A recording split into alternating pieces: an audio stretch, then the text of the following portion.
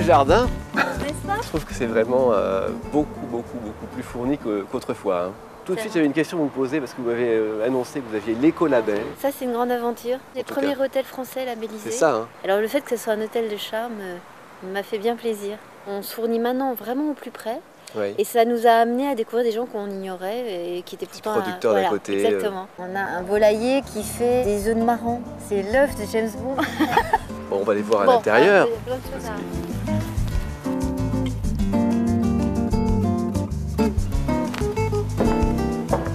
Ah, là, je retrouve une des pièces, je crois que c'est une de mes préférées de toute cette maison, avec ses volumes incroyables et tous ces jeux et objets. On a enrichi la collection de jeux anciens avec de nouvelles trouvailles, donc en particulier des jeux de pub anglais. Et puis on a fait pas mal de nouveaux livres, donc ça c'est notre plaisir, c'est la visite d'écrivains qui nous laissent leurs ouvrages en mettant des petits mots à l'intérieur. Et du côté des chambres, vous avez aussi des trouvailles du Moustilk ici. La grande nouveauté, c'est l'écolabel. Le vrai enjeu, c'était de ne pas perdre le charme et en même temps d'essayer de sensibiliser sans être agressif, comme fermer le radiateur quand on ouvre la fenêtre.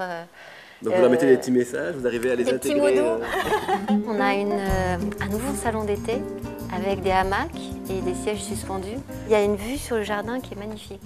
Et quand vos autres ne sont pas dans les hamacs, où est-ce qu'ils sont? C'est pas facile de les sortir de l'hôtel, mais il y a quand même des choses qui valent le déplacement. Le jardin de Patsy Boughton, qui est paysagiste, qui est l'anglaise qui a fait notre propre parc. Et puis à Saint-Savin, qui est l'abbaye classée au patrimoine mondial de l'UNESCO. Sans oublier le vin en Pélidé. C'est un jeune viticulteur, je dirais, de la nouvelle génération. C'est-à-dire que c'est la parfaite synthèse entre l'agriculteur qui aime la terre, l'œnologue qui sait parfaitement assembler ses vins. Il arrive avec une grande complexité à un produit magique. Et bravo pour ces évolutions.